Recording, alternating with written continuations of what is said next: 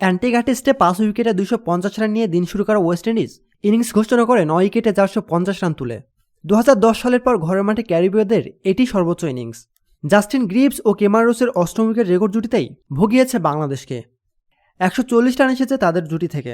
Kemar rose ক্যারিয়ারে সর্বোচ্চ 47 run করে হাসান মাহমুদের তৃতীয় শিকার হলেও 3 টেস্টের ক্যারিয়ারে প্রথম সেঞ্চুরি করার পর 115 রানে অপরাজিত থেকে ড্রেসিং রুমে ফেরেন গ্রিভস।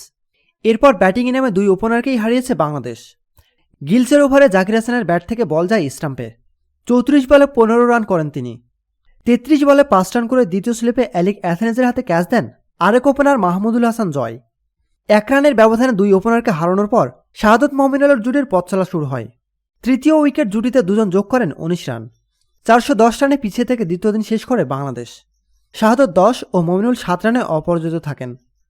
উইন্ডিজের হয়ে 1টি করে উইকেট নেন আলজারিস জোসেফ ও গিলস। প্রতিনিয়ত খেলাধুলার আপডেট জানতে খেলাযোগ টিভির সাথেই থাকুন। এতক্ষণ আমাদের সাথে থাকার জন্য আপনাকে জানাচ্ছি বিশেষ ধন্যবাদ।